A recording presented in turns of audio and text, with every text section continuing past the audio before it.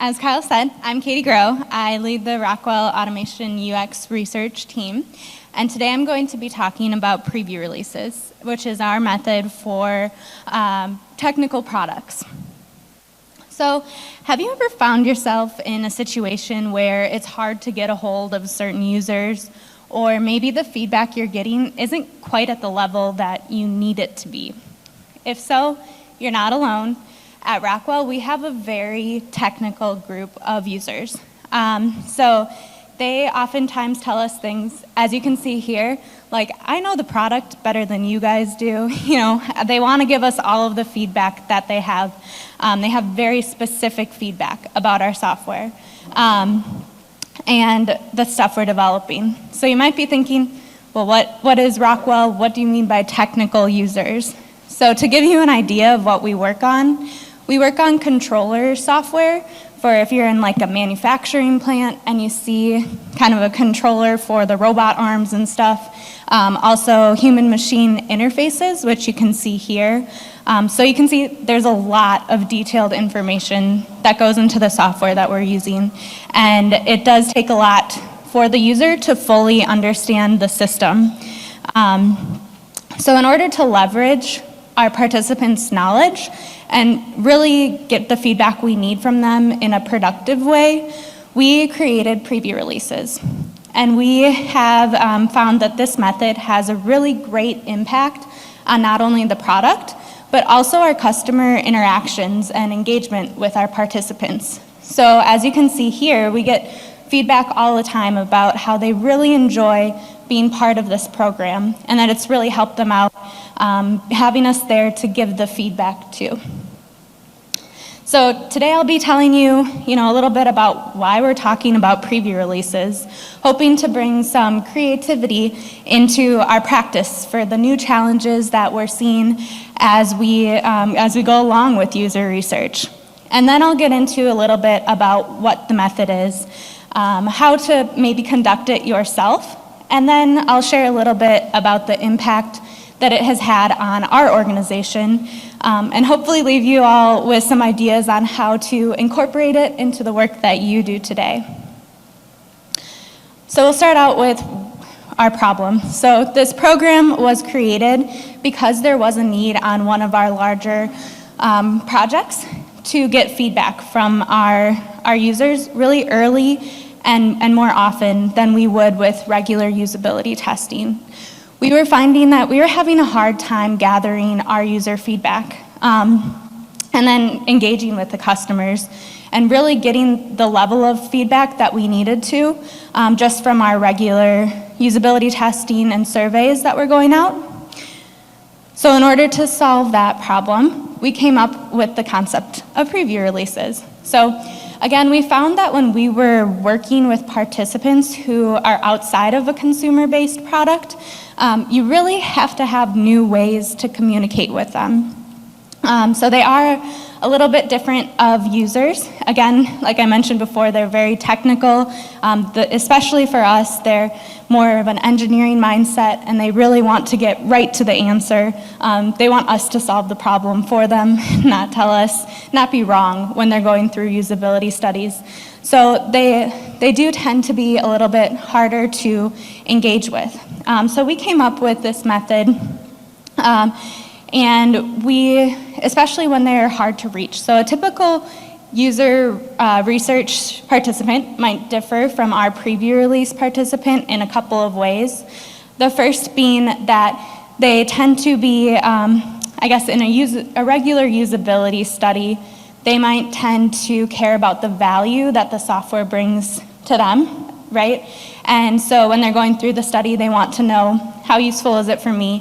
Which our preview release users also care about the value that the software is going to bring to them, but they want to understand the nitty-gritty details of the software, how it works behind the scenes. They really want to fully understand the product itself.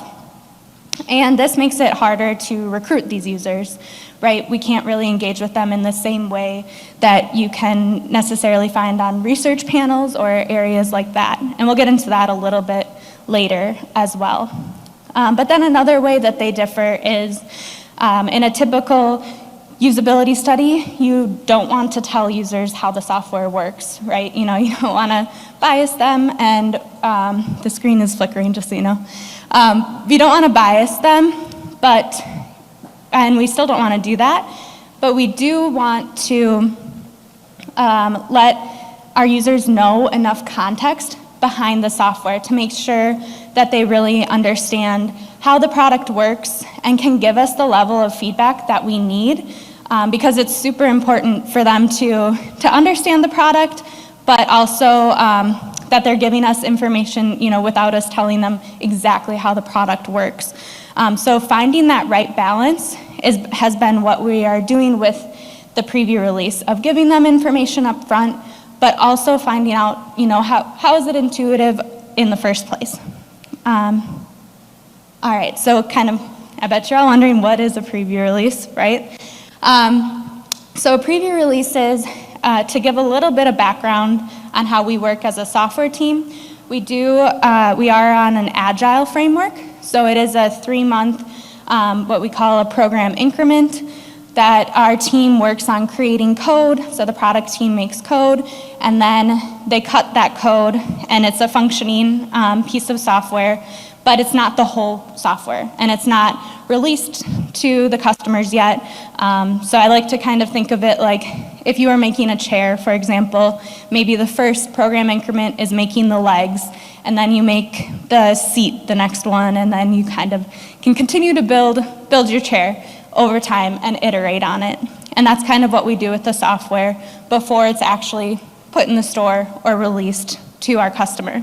So that's a little context on how we work. So every 3 months, once the PI is cut, once the demo is cut, then we're able to give that to quality assurance. That's how a typical product works, right? But we take the product and we actually give it to our customers.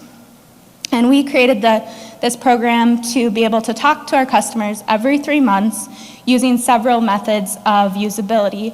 So we do task-based studies, surveys, and hands-on labs, which are our biggest part or piece of the preview release. And then sometimes we have follow-up sessions with voice of customers, or our interview sessions one-on-one afterwards. And we have found that this really helps us engage with our customers earlier than we were typically getting feedback. We used to just get feedback when we released it into the wild. So this differs a little bit from regular usability, or mixed methods maybe, and also differs from beta testing in that we are in a controlled environment. So we have this cut. It doesn't go out into their system. The people we're working with and the products we're working on, if we just put it into their software, they might go crazy. They are very risk averse. So we can't do something like a typical beta testing and wait for results to come back. So this is a controlled environment where we gather our data and feedback. And then also it differs in the fact that we are engaging with the same types of the same customers each time. So we're really growing a relationship with those customers, and they're really understanding how the product works, what it's intending to do, and they can give us very detailed feedback on what's going on. And we found that really helps with our product and how it works, and actually being able to see improvements there. So in order to actually create a preview release program, there's some foundational building blocks that you need to have in place before you can do an actual preview release process, again, in that 3-month time frame. So to start it out, we have a core group of people who are focused on preview releases. So our team consists of a product manager who is dedicated to the preview release. She is the one who is making sure that we're contacting our customers regularly, keeping us all on track. And then we have 2 researchers who are focused on and dedicated to leading the sessions and doing all the research for it. We also have a couple other of the product team who are there to help us out and are our main point people for our core group. So once you have that core group set up, then you need to reach the customers. And like I mentioned before, having such technical customers and who we need them to have a certain level of knowledge of the product.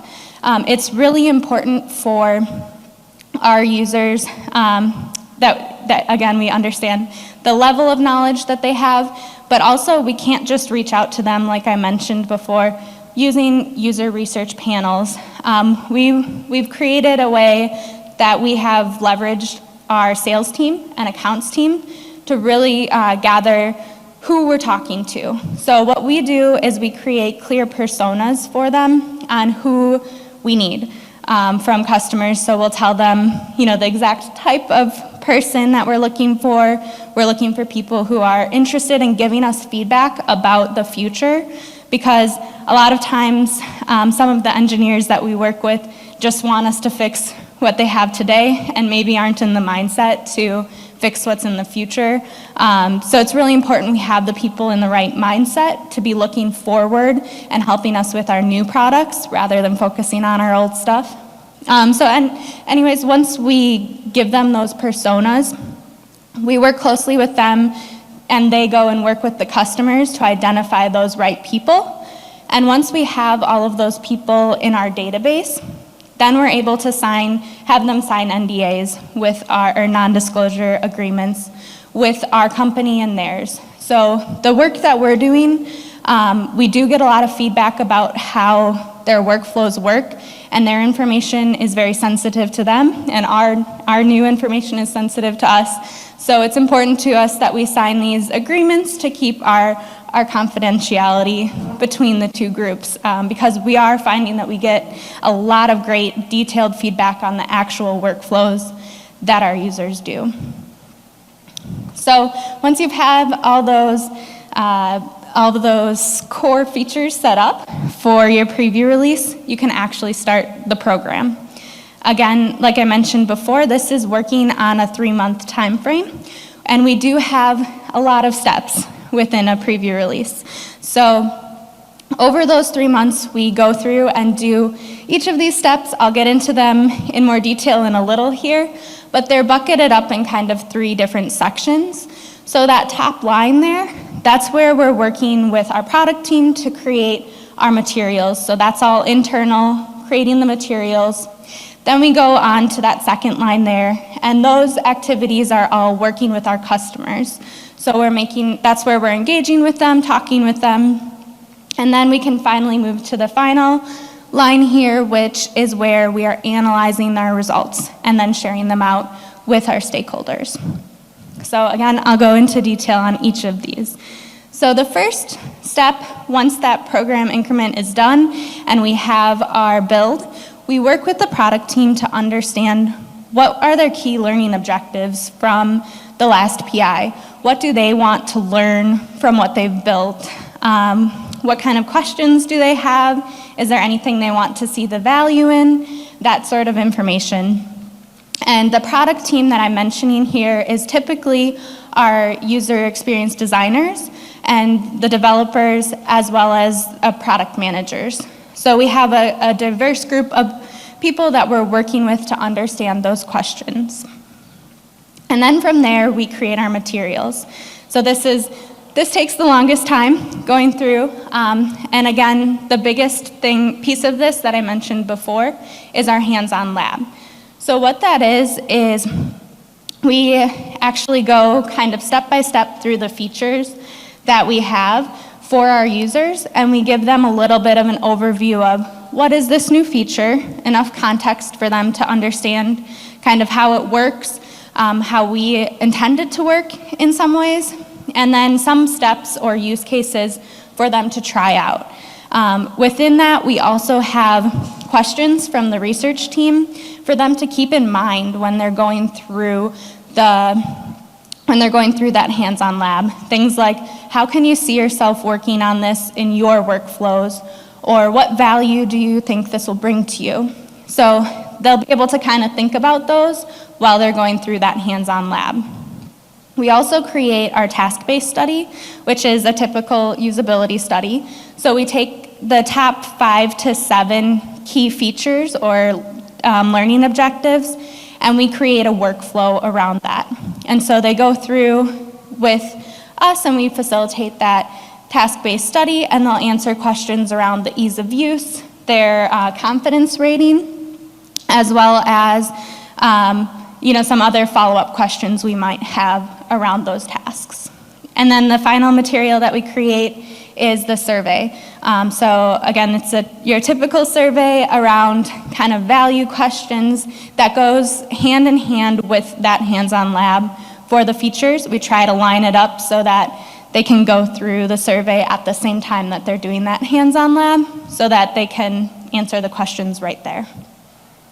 And once we've created all of those materials, we then review them with stakeholders before we actually have our preview release. Typically, we'll do a dry run of the task-based study to make sure that it answers all of the questions. We do that with one of our internal users.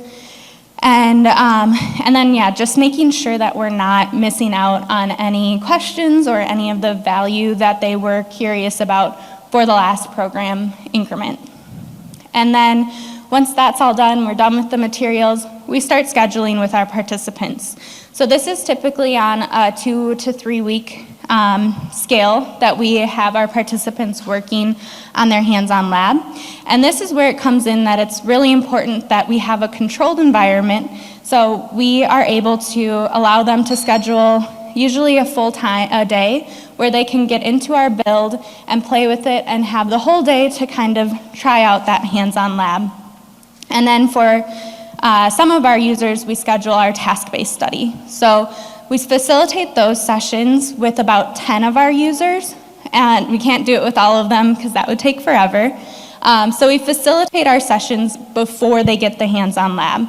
That's the key part, kind of where we're starting to balance the information we're getting back once they give us, or once we give them the hands-on lab, versus with the task-based study, it's the first time they're seeing these features. Or maybe not first time, but first time they're seeing the updates to these features.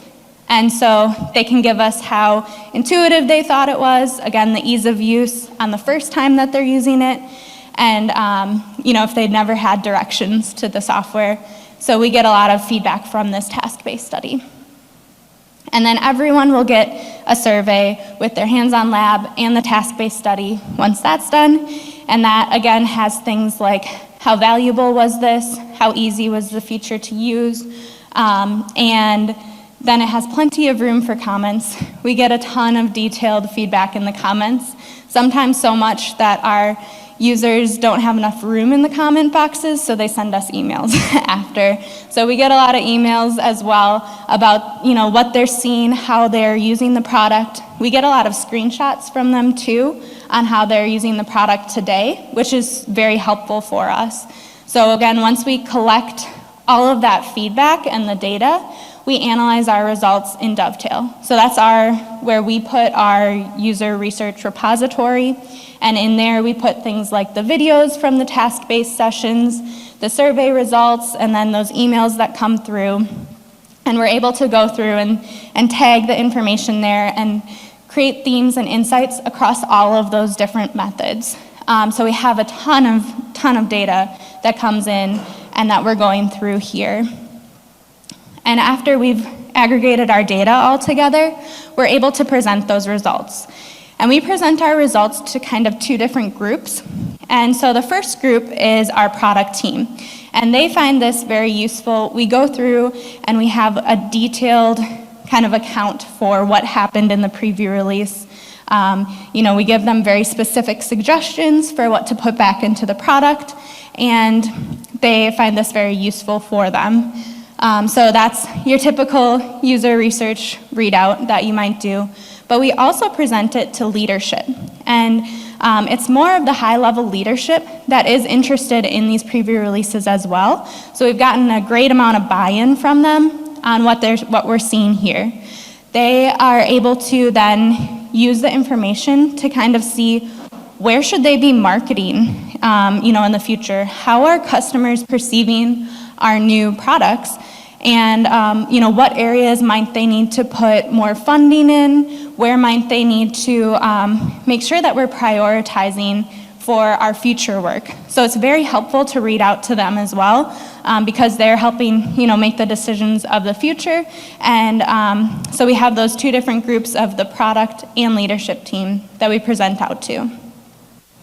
And then finally, once we've gone through all of our results readouts, we will enter the data into Jira, which is our backlog that we use. So we prioritize the results with the product team. As you can hear, we work with our product team very closely on the research side.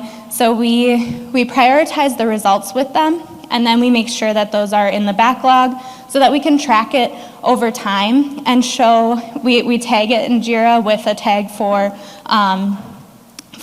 preview releases so that we can see what did we change because of the preview release, and be able to show not only us but our customers how they've really shaped our product. And so that was the overall steps of a preview release. And now that we've done quite a few of them, we've seen it have a great impact on a few different areas within our organization. So the first one over here is the customer engagement. We started out with about 50 participants, and we've grown to have 167 active participants currently across 18 organizations. And we've seen the customer engagement really being successful. They've been coming back for every preview release. They're very interested in hearing what the next features are and giving this feedback. And not only that, but they have our participants have requested for other people in their organizations to join as well, because they think it's very important for them, the value that they're getting out of it. They want others to join in on the fun and help us, give us feedback. So that's been really a great thing to see, that they're very interested and engaged, and that we're providing some value to them as well, because it's definitely providing us value on the product side. And then in the middle here, you can see kind of an example of how it's had an impact on our product. So we're able to test features over time as, the first time we might release it. So for example, some of these, we released them in preview release 6 for our customers to use, and they didn't score so great. So we got a lot of feedback from the users on how to fix them. And we were able to test it again here in preview release 12, and we saw those scores jump up. And so that not only tells our product team that they're doing well, but it also tells the customers that, hey, your feedback is actually going into the product and you're helping us out. And they really like to see that we can show them, look at these scores and the difference there. And then on the other side there, we have, just to show you we get very specific feedback from our users. And so those are just examples of, in one of the key features, they found 7 different ticket items in Jira that we put into Jira that will be able to feed back into the product, and again, hopefully test those ease of use or the value scores to see, did their feedback actually help improve the product. And then another big impact that came out of the product or preview release was a byproduct of the actual product team really engaging with us. So the goal was to have customer engagement, and the goal was to get user feedback, but we've also seen that our product team has really enjoyed getting this kind of feedback and being part of the preview releases.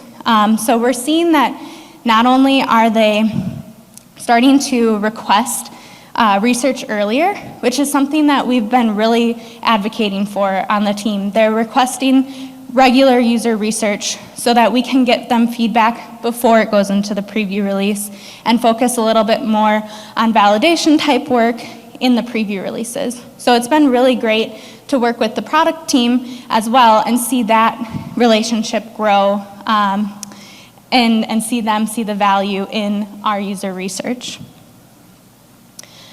And we wouldn't be here if we didn't have some lessons learned, right? Over time, we have kind of some takeaways for all of you if you want to try this.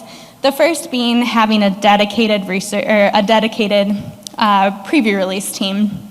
It is definitely important to be able to engage with the customers consistently, and they ask a lot of questions and need a lot of help even throughout the 3 months, so not necessarily just during the time they're doing that hands-on lab. So it's important to have people dedicated to answering their questions, to be able to focus on the research going on with it, and then to create those relationships with the product team. So having that dedicated team is important. Making clear personas for our customers, or our sales and account teams, was extremely helpful. At first we didn't have that, and we would kind of get all sorts of users, right? So having that persona of exactly who we're looking for is very important. And then engaging with our product team early. At the beginning we were kind of bringing them in once we had our materials done, but now we're starting to work with them even during the program increment to understand what the problems are, what areas they have questions on, and that's been very successful.